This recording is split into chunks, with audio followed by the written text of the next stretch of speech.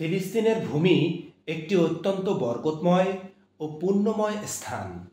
এই ভূমি ঐশী বাণী ও নবুয়তের উৎসস্থল ও ফোয়ারা। এই ভূমিতে অনেক নবী রাসূল এসেছেন। এই সেই ভূমি যেখান থেকে মেরাজের শুরু এবং শেষ হয়েছে।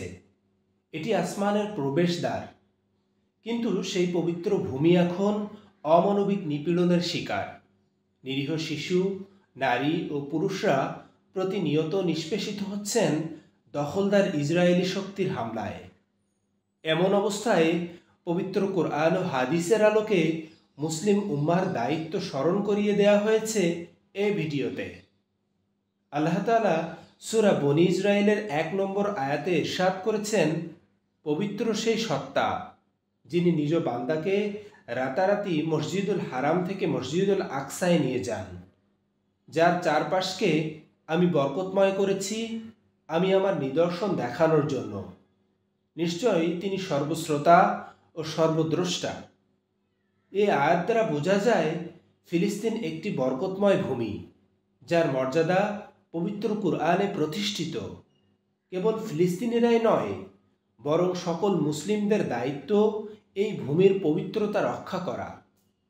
সূরা হজের 39 ও 40 নম্বর আয়াতে আল্লাহ তাআলা বলেন, যাদের সঙ্গে যুদ্ধ করা হচ্ছে তাদেরকে অনুমতি দেওয়া যাচ্ছে তারা নিজেদের প্রতিরক্ষার্থে যুদ্ধ করতে পারে, যেহেতু তাদের প্রতি জুলুম করা হয়েছে, যাদেরকে তাদের ঘরবাড়ি হতে অন্যায়ভাবে কেবল এ কারণে বের করা হয়েছে যে তারা বলেছিল আমাদের প্রতিপালক আল্লাহ তাআলা।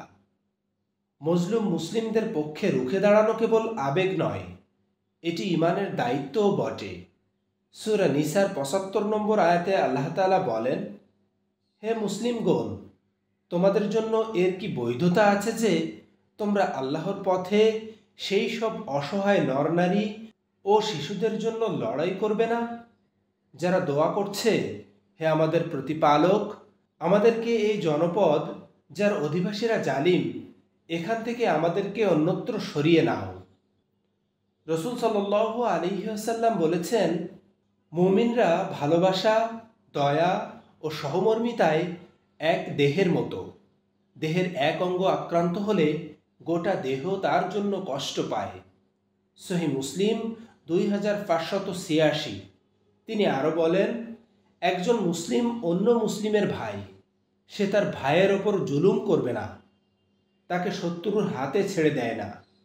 সহিহ বুখারী 2442।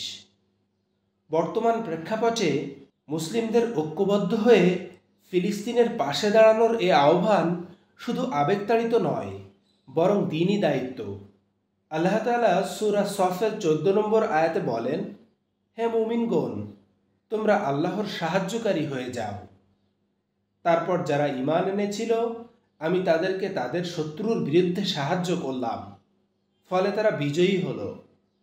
সূরা সফের 10 থেকে 13 নম্বর আয়াতে এসেছে, তোমরা আল্লাহ ও তার রাসূলের প্রতি ঈমান আনো এবং তোমাদের ধন সম্পদ ও জীবন দ্বারা আল্লাহর পথে জিহাদ করো।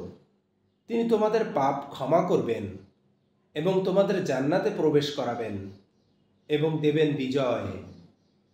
বিশ্বের মুসলমানদের প্রতি আল্লাহ তাআলার এই আহ্বান আজ বাস্তবতার দরজায় কড়া নাড়ছে। একমাত্র সম্মিলিত প্রয়াসই মজলুম ফিলিস্তিনিদের বিজয়ের দিকে নিয়ে যেতে পারে।